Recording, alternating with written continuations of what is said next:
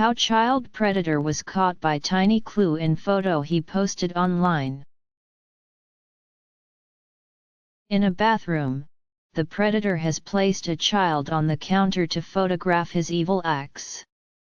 In the background of the photo, which was posted online, are products including prescription medication.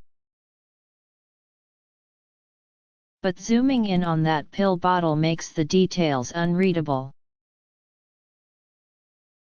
In a small, dark lab, Jim Cole, special agent and supervisor of victim identification at the Homeland Security Investigations Cyber Crimes Center, gets to work using the latest technology available.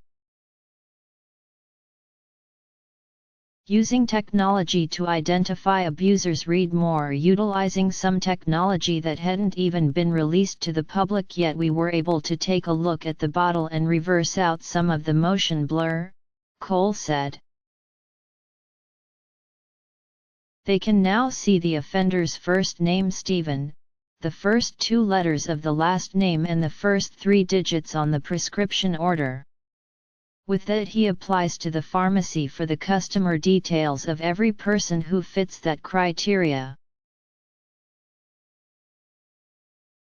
It narrows the list down to a man named Stephen Keating. But that's not all. The offender's fingers are also in the picture, and incredibly this crack team manages to pull the fingerprints from the image. That was the first time we were able to do that, Cole said. The evidence was strong enough to put Stephen Keating behind bars for 110 years. Investigators rescued his 14 victims. No victim left behind. Cole CO founded Project Vic. Their aim is that no victim is be left behind. We strive to find these children as quick as possible, Cole said. The longer it takes us, the longer that child is in harm's way. Read, RAID reunites trafficked sister seats. Not an easy task when Cole says they are seeing 500,000 images a week, that's over 25 million a year. The Keating case ran for about 3 weeks, and in the past it could have taken months or worse. The image may never have been uncovered at all.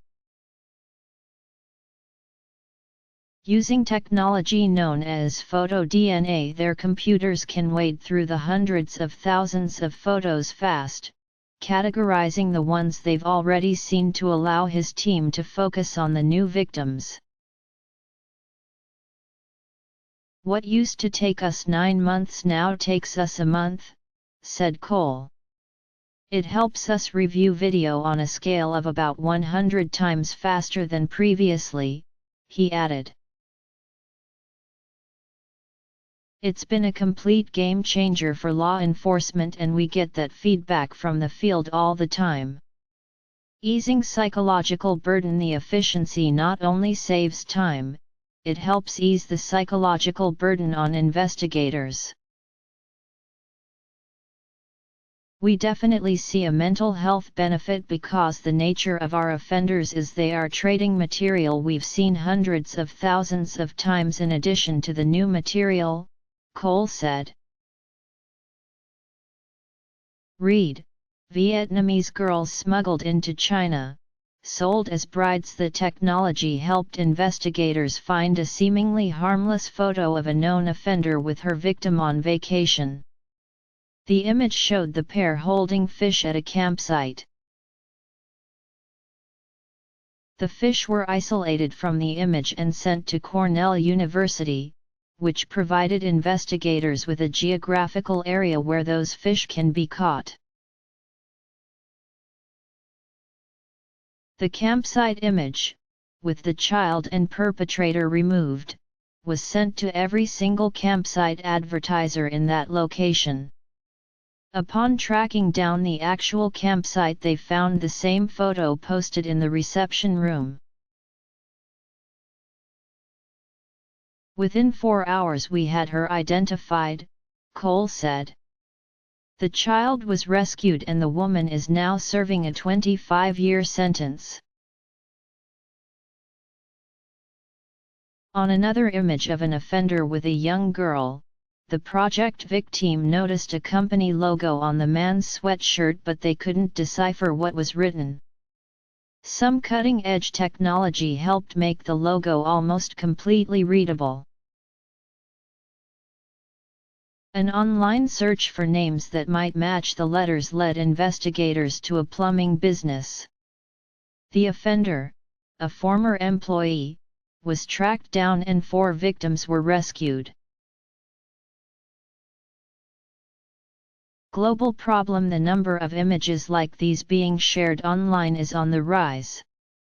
Last year, the National Center for Missing and Exploited Children, NCMEC, received 4 million reports to its Cyberdiscipline.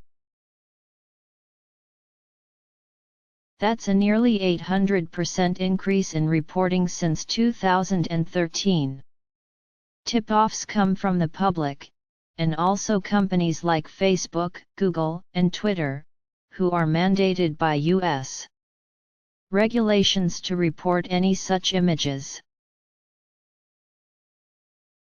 According to Lindsay Olson, director of the Exploited Child Division at NCMEC, 94% of the cases last year were outside the United States.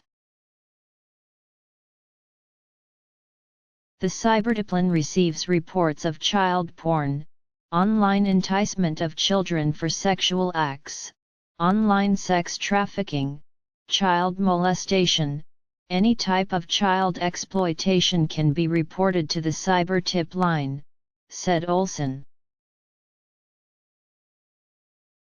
We make reports available to law enforcement in about 100 countries, and we also work with Europol and Interpol. Swedish-based company Grify was one of the founding partners of Project Vic. Director Johan Hoffman says it donates its software to be used in child exploitation cases. As more and more crime is becoming more and more digital as data is being distributed online, he said. You see a new type of police officer that is behind a computer screen, and with the right tools they can crack these cases. The Internet has no borders, so law enforcement agencies need to overcome traditional geographic boundaries to work together. Project Vic is now being used by Interpol, Europol, and agencies in 35 countries including the United Kingdom and Canada, and it's about to be rolled out in Australia. In the United States, the results speak for themselves. We've been absolutely floored by the success we've seen with Project Vic, said Cole. Going back a few years, we were seeing victims in the low hundreds, and in this past year we've rescued over 1,000 victims just in SHE, Homeland Security Investigations, a division of U.S. Immigration and Customs Enforcement, ICE.